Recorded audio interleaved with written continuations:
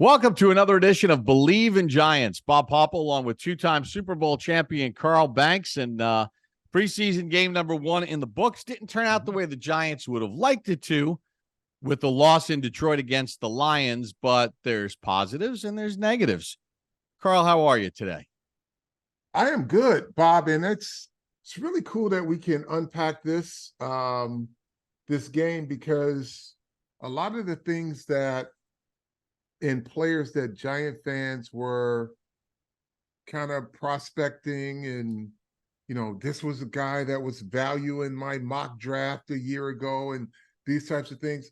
It's really good to have seen some of those players from a year ago and where they've progressed, some of the new players, some of the draft choices, and just the development cycle for players in today's NFL that I really want to, because I spent some time with Coach Dable talking about the development cycle for offensive linemen. And, this conversation started because I had visited with his old pal, or still pal, Mel Tucker at Michigan State, the head coach at Michigan State. And they were doing walkthroughs, as part of their camp, and just the development of your players. And it's the way of the world now. So it's no use in saying, well, back when I played, we were 2-a-days and we were hit. Everybody's doing the same thing. Right. And so the development for players, and he said in particular offensive linemen, is tough, because there used to be a process in training camp. You had a young guy, you say by the end of camp, which is 4 weeks, especially if you're teaching and you're coaching and he's after practice and you're doing certain things, his development should get him ready for something, right? Now, it's almost starting over every practice, because you don't have a chance to really work on fundamentals at full speed. So when we talked this offseason, I named one guy in particular. Everybody was talking about Evan Neal, but I know Evan Neal's a worker, and I knew he would be working on his craft and be on the same development track as Andrew Thomas. But Matt Pert was a guy that I said is very important that he continues to get better. And he is not quite there yet. And I think this is going into his 3rd year. Mm-hmm. And he's not quite there yet. And that cycle, even with today's standards, I would like to see him a little better, right? I'd like to see him become that reliable swing tackle. And I think he's still got some ways to go. There's still time, but he's a guy that could be very important to this offensive line, because he's better than the two that were out there at the end of the game, but not quite good enough, in my opinion. Now, they coach him every day. I can sit and watch him and see some things about him that I say, boy, I wish he could get better and play at a top-tier backup level, so that if a guy goes down, they don't have to worry about the type of plays they call. And I don't think Matt gives them that. He doesn't give me the comfort level. I don't know. I haven't talked to their coaches, but I'd like to see him better at it, because he's got ability. And I'm not saying he's a piece of crap either, but I'd like to see his progression a little more advanced at this stage of his career, and not settle for being whatever he is, because he's athletic, he's big, he's long, and I think he's willing. But he's gotta get that progression, because you need one more tackle that, if, God forbid, any of those, Evan or AT goes down, that you throw him in there and you can still run your offense without fear of a major breakdown. And they don't have that guy right now. I think on the inside of their offense, they have some options, but on the outside, not quite yet. So there's a couple things I want to get to here. I thought watching the one-on-ones against the Lions and watching them play, I thought Tyree Phillips played pretty well. I thought he did a really nice job. I was impressed with what he did. He got a little dinged up, so he was unavailable, which is a shame for him. I wanted to see Evan Neal in the one-on-ones and get the work in, but he had gotten the concussion, so he was kind of out. He was off on the side. And then Devery Hamilton got nicked up, so they weren't able to play in the game. There was a whole bunch of players that didn't play because of injury, slight injury, or injury management, like Sterling Shepard. It's part of his rehabilitation coming back. This was all plotted ahead. Same with Darian Beavers.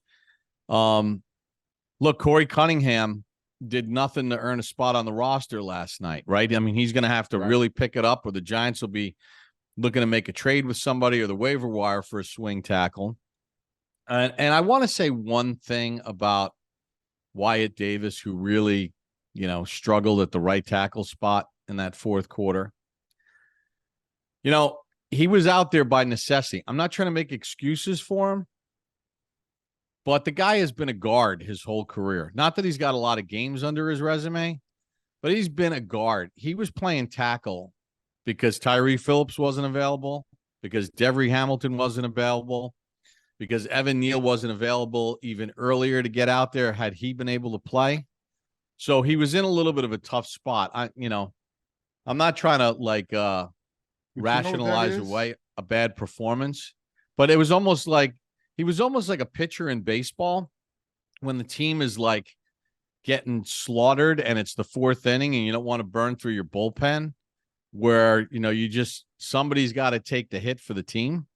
And like he was out there kind of trying his best, but obviously he's not one of those guys that's going to be a guard and tackle for you. Well, but the thing is, him having experience there, right? Understanding the calls. Now he's the emergency guy. If you can imagine that, that's like you go through your roster, you find out who played quarterback in high school, you find out who played running back in high school, right? And it's just like the wide receiver the Giants have played linebacker for 2 years of his career, and then he switched to wide receiver. Yeah, the tight end. So you want to find out these things just in case there's an emergency and you have a rash of injuries. Who can you put in, right? You can't run everything with him, but that's the experience that he's now getting. And yeah, I mean, listen, and they learned a lot about a lot of people last night. Because we traveled with the team and we stayed in the team hotel and we were on the buses and we were in and around the hotel and a place to eat in the hotel and all that other stuff, I got a chance to spend like an evening with Wink Martindale. And, obviously he's not giving away, his trade secrets, because especially, you can talk to him differently than I can. Former player, you talk a more similar language, but he's very excited about what he's seen out of Pinnock so far in camp. A player that the Jets didn't really want to lose. They were hoping to sneak him through waiver wires, but because the Giants had joint practices with the Jets, they got a good look at him. They had a good scouting report on him coming out of college, and he was a nice waiver pickup. And he showed some of those flashes right in that first quarter in the game. Those are the kind of things that win your job. I meant to bring this up on the telecast, and I was really upset that I didn't bring it up during the broadcast, but you being a proud Michigan State man, to talk a little bit about that visit to Michigan State, because you mentioned Mel Tucker. Mel Tucker was a defensive coordinator in the National Football League. He was with the Cleveland Browns, with a bunch of different teams. Now he's the head coach at your alma mater. But, you mentioned some of the things that you learned, and he and Dable know each other. Haven't been on the same staff. But there's a lot of correlations between how they prep the college kids and how the pros have to be handled now. Yeah. So, I have, and Coach Tucker, I hadn't been back to Michigan State, Bob, in probably 15 years, and really didn't feel like it was that welcoming, towards the latter, the former coach's latter part of his tenure. But I came back and, I was welcomed with open arms, and one of my high school buddies, we grew up in the same neighborhood. He's younger than me. He's like a little brother. He's on the coaching staff. So you got all of that. But I'm talking to, his name is Courtney Hawkins, talking to Courtney Hawkins, and then I spent about 45 minutes just in the coach. Once we got off the field, I went and sat in his office, and we just started talking. And they have this phrase, "What's your burn?" Right? And that's what they tell their young players. What is your burning desire? Why do you do this? Right? And I talked to coach, and I was talking to Courtney, and I said, the biggest challenge now, as I look at the way the game is played, and that includes the whole process of in-week preparation and then game day. I said there's the things that used to be important is assignments and hustle and things like that. But now you can walk through your assignments and you can say, yeah, I got it. And you can feel great about your walkthroughs. But you really don't know how your players will respond on game day. There's in college sports, the elite, let's say 10% of football players. You know what they're going to be from week to week. They're just going to go out there and light it up. But then you got the other 90% that you got to get to good or very good in order to compete. And the question is, what do you do as a staff, or how do you work on the mental toughness of your team? You can't gauge mental toughness in walkthroughs.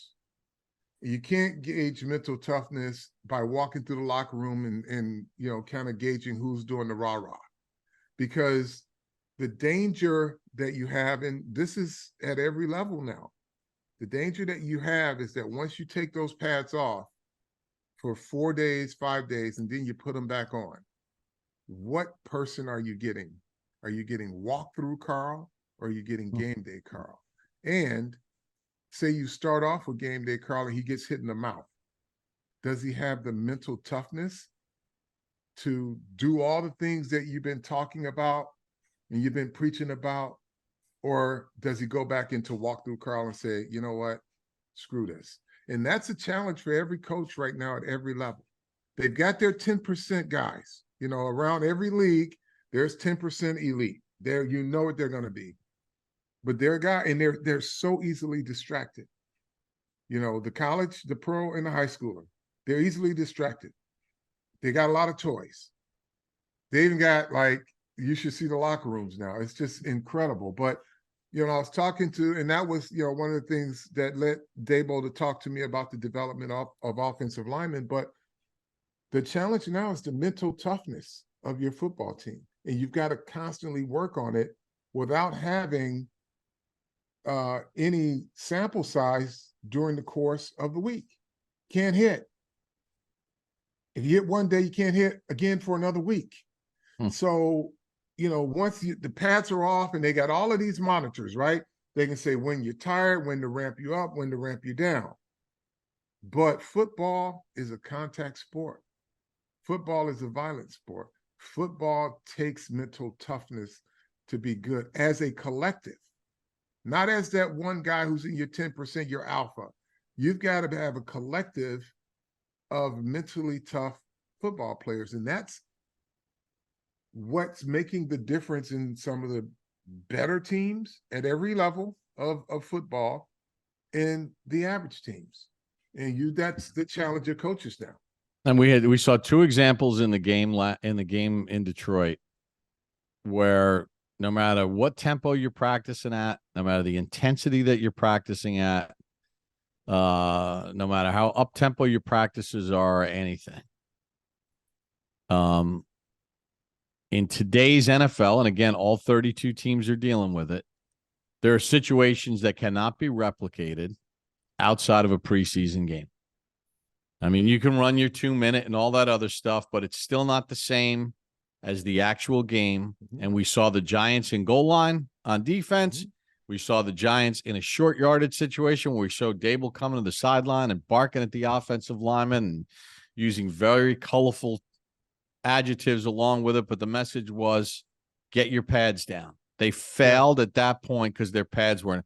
In today's NFL, that does not happen in practice. You can only get talk about it, right? So practice. the only grade those players are going to get, no matter how many times they run goal line in practice, this is the grade that's going to count because this is the one that was for real.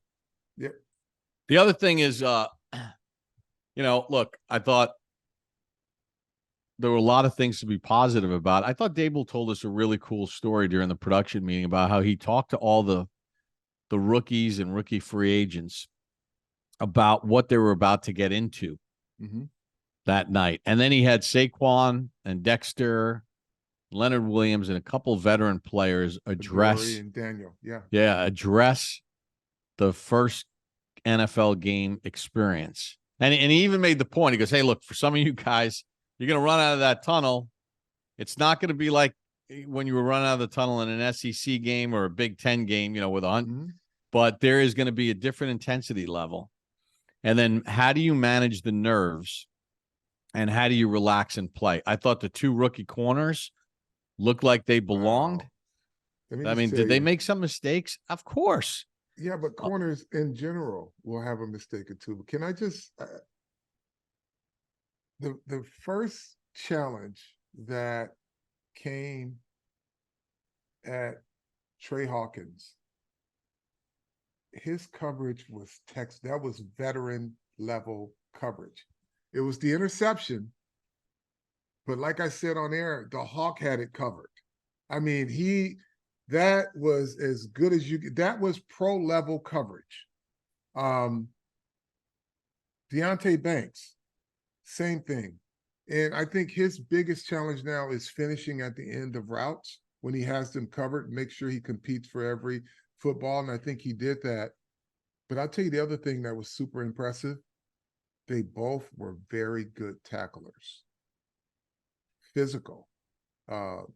Went up into, I call it, ran into the fire and made a tackle. So they were good. But I'll tell you the other guy. And so Giant fans feel great about these draft choices because you're seeing for the first time in a long time guys who can actually play the game that were selected wherever they were selected. I thought JMS, Schmitz held up pretty well considering. JMS, he's getting a lot of reps, which he'll need them because he's going to be their day one center. It just looks like it's trending that way if he stays healthy. Boy, he has good hands. He's got good quickness, good lateral movement. Now, for him, the level of competition is going to continue to go up, right? There's going to be the Fletcher Coxes of the world. But you know what else? He's getting the repetition so he can see a lot of these things. And he's got Dexter Lawrence in practice. And he'll be able to work through some things, but getting the necessary reps to get him ready for week one is going to be important. And I think he held up really good. Because, again, of injury management and part of the rehab process, we didn't see Darian Beavers, who's been practicing, but Dable told us during the production, look, for the guys that are coming off injuries from last year, there is a set schedule that has been pre-planned out, and barring any setbacks, this is how we were going to handle it. I'm assuming Beavers will probably play in the game against Carolina. I'm just guessing. He didn't tell us that one way or another. But as Okereke is still learning the system, and he has to understand. Bob, I don't like the phrase Okereke still learning the system. I think he's a brilliant mind, football mind. I think he's got it. He's out there as their leader. I think he's got it. I just think they need to find a companion for him, and they're going to keep him. They want to keep Bobby O healthy. But I don't think he's at the stage now of, I think that was probably during OTAs. But I think he's seen enough football and has a good grasp on defensive schematics that he probably feels comfortable right now in Wink's defense. Yeah, and then now it's just getting out there and doing it. And I think that was going to be my next question is the partner.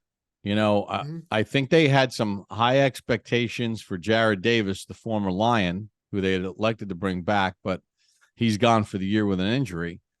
So now Beavers is getting an opportunity. Micah McFadden is Carter in that Coughlin. mix. Carter Coughlin.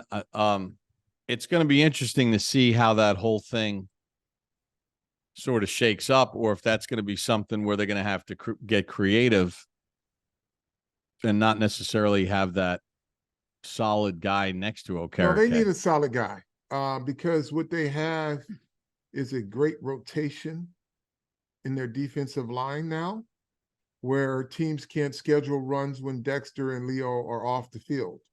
They've got guys behind them that are really good, which means that your linebackers' jobs will be a lot easier, but they still have jobs to do. And my hope is how about Dable's quote about Ashawn Robinson when we were talking to him in the production meeting? He goes, he's the oldest 28-year-old I've ever met. Yeah. And he meant it in a good way. Yeah. Like, he's like, you would have thought this guy's like been in the league for 15 years and is like a 38-year-old veteran. He goes, that's the kind of maturity he brings to the room. Yeah, I mean, and that's what you need. And so when you have those types of players up front, you've got to have dependable linebackers. You don't have to be great. They got a really, really, really good one in Bobby Okereke. Beavers is a thumper. Right now, he's kind of still feeling his way back, because I don't see the assertiveness yet. But I think just like most people who's come off of knee injuries, there's that one breakthrough moment where they say, okay, I can just go ahead and do everything I normally do. But he's moving fine. He just doesn't seem like he's that downhill thumper yet, but I'm sure he will be. BetOnline is your number one source for betting needs. Get the latest odds, lines, matchups, reports, baseball, boxing, golf, more. BetOnline continues to be the fastest, easiest way to place your wagers, including live betting and your favorite casino and card games as well. Do it right from your phone. Head to the website, use your mobile device, sign up today, and get in on the action. Remember, use the promo code Bleav, BLEAV, and you'll receive a 50% welcome bonus on your first deposit. BetOnline, where the game starts. One other thing that I was thinking about just in digesting the game. You go there to practice, and there's some people that are at practice every single day, whether they work with the team or they cover the team. Yeah. Or they work with the team and cover the team, whatever the case might be. And, I heard a lot of negative stuff about Tommy DeVito. He's in here for camp. He does not know how to play quarterback on the NFL level. And, I don't even know if he's really a project. And some people say to me, I can't believe that the Giants went into camp with only 3 quarterbacks and the third one being Tommy DeVito, not somebody with a little bit more pedigree or upside. Did I take the cheese a little bit? I don't know. I would watch some practices. He's getting limited reps. I saw one day of practice 2 weeks ago, whatever. He made a couple good throws, and I mentioned to the person that I was watching practice standing next to, and they're like, he's not good. He's just not good. Like he's gonna be playing. When Dable told us in the production meeting that he wanted Tyrod to have maybe 2 series, or if they had a really productive 8-play drive first series, he's coming out. Breed is coming out. A handful of guys are coming out, and it's all Tommy DeVito. And he was asked in the production meeting. He said, "Well, we'll see." Well, they clearly have coached him up, and there's a little bit more to his game than the novice personnel evaluators out there watching from the stands or even from the sidelines with a pen in there. No shit. That's what I'm going to say. Stop being super smart and be more observant and receptive. Get information. Don't be the freaking expert. That's the problem. A lot of you decide that this guy can't play. You don't know shit because you don't know what they're using him for or how they're developing him. You didn't know before last night.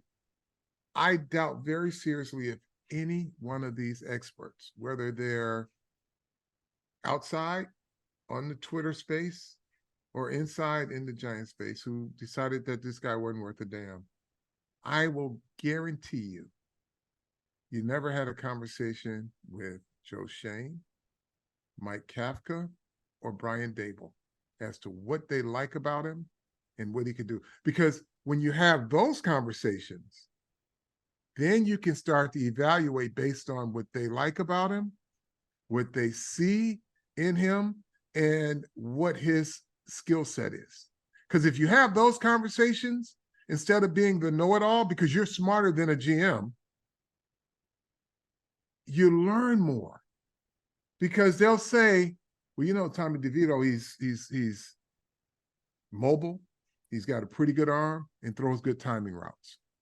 And his vertical ball, mid-range, pretty good. Looked like he did all those last night, right? But if you don't take the time to ask the people who acquired the talent, that evaluated the talent, then you really don't know shit. And you're just spinning. You're spinning hot air, and you're doing yourself a disservice. So, and look, go ahead. And I was going to say, and listen, even those people went into last night eyes wide open. Sure. Figuring, well, now it's going to be for real under the lights in a game situation. Let's see if some of the things that we've seen out of him translate. Because there's been a million cases of guys that are unknown quantities that maybe the coaching staff likes. Look, there's a lot of people that like Brock Purdy in the Niners organization last year. He was Mr. Irrelevant. He was the last pick in the draft. That means that 31 other teams passed on him, and the Niners passed on him a bunch of times. Sure. But there was something there that they saw and they liked and they thought that they can develop. Now, I'm not saying that Tommy DeVito is going to turn into Brock Purdy or anything. I'm putting this all in context because then you have to see what happens when the lights go on. And there's been a million cases of guys that teams like the skill set, like the decision-making, and then the lights go on in a game, and it's just a massive scatter, train wreck, big pile of hot you-know-what. But it didn't turn out that way last night. Right. And I will make the case that over the years, in their quest to find backups for Eli Manning, when the Giants would draft quarterbacks in mid to late rounds, I can honestly make the case that Tommy DeVito looked better in his preseason game than a whole bunch of guys that in the past the Giants have drafted in fourth, Kyle Aletta, fourth rounder, and some other guys that they drafted later that never looked as poised and as kind of aware of what was going on in their first preseason game than this kid looked last night. Okay, so we're there. We're not canonizing him. We're not even saying that he's going to be on the NFL roster. But what he did, I'll use the night, Parcells line. You know, like don't put him in Canton yet. He's not. Don't fit him for the gold jacket. I'm not even fitting him for a blue Giant jacket yet. A not blue Carl Banks Giant starter jersey. Giant. Right. But what we did see and what he can take a lot of confidence is he gave himself another chance to get better, to be an NFL quarterback, because he showed that he knows how to play the game. Now, he missed some reads because his clock was probably a little accelerated when he knew his tackles weren't holding up, and he had a couple missed reads. But what he did is showed them that he can stay another week in training camp, right? And he can, and here's the thing. Tyrod Taylor may not play but 2 series next week either. So he's going to get even more reps. And so it's going to be interesting to see. He took good care of the football. You can tell he takes good coaching. And I'm going to just say this, in this kind of partitioning, his pro debut, and just saying, putting the wall there and saying kudos to his parents, the folks at Bosco, because it starts at that level before they even get to college. I got a chance to meet his mother and father. They were a nervous wreck, right? But clearly they've instilled some things in him, and he's played in enough big-time football games where his nerves, he kind of gets it. Right now, they might blitz him a few times next week and, rattle his cage a bit. But what he's done is guaranteed himself another opportunity this week to show that he's qualified to be an NFL quarterback. But, just the fact, and he's a Jersey kid, so I like him, but the fact that, he's come through some big time programs, I think that helps, right?